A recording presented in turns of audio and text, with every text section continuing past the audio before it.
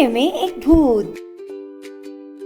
کہتے ہیں کہ ایک دن گاؤں کے کنویں پہ عجیب ماجرا ہوا کہ جو ڈول بھی کنویں میں ڈالا جاتا واپس نہ آتا۔ سارے لوگ خوف زدہ ہو گئے کہ اندر ضرور کوئی جنات ہے جو یہ حرکت کرتا ہے۔ آخرکار اعلان کیا گیا کہ جو بندہ اس راز کا پتہ لگائے گا اس کو انعام دیا جائے گا۔ ایک آدمی نے کہا کہ اس کو انعام کی ضرورت نہیں، مگر وہ گاؤں والوں کی مصیبت کے ازالے کے لیے قربانی دینے کو تیار ہے، مگر ایک شرط پر۔ شرط یہ ہے کہ میں کنویں میں اسی صورت اتروں گا جب رسا پکڑنے والوں میں میرا بھائی بھی شامل ہو۔ اس کے بھائی کو بلایا گیا اور رسا پکڑنے والوں نے رسا پکڑا اور ایک ڈول میں بٹھا کر اس بندے کو کنویں میں اتارا گیا۔ اس بندے نے دیکھا کہ کنویں میں ایک بندر بیٹھا ہوا ہے جو ڈول سے فوراً رسی کھول دیتا ہے۔ اس بندے نے اپنی جیب کو چیک کیا تو اسے گڑ ملا۔ اس نے وہ گڑ بندر کو دے دیا۔ بندر اس سے مانوس ہو گیا۔ بندے نے اس بندر کو کندھے پر بٹھایا اور نیچے سے زور زور سے رسا ہلایا۔ گاؤں والوں نے رسا کھینچنا شروع کیا۔ جو ہی ڈول اندھیرے سے روشنی میں آیا وہ لوگ بندر کو دیکھ کر دہشت زدہ ہو گئے کہ یہ کوئی بھوت نما بندر ہے جس نے اس بندے کے سر کو کھا لیا ہے، اب اوپر بھی چڑھ آیا ہے۔ وہ سب رسا چھوڑ کر سر پٹ بھاگ گئے، مگر اس بندے کا بھائی رسے کو مضبوطی سے تھامے اور اوپر کھینچنے کی کوشش کرتا رہا۔ آخرکار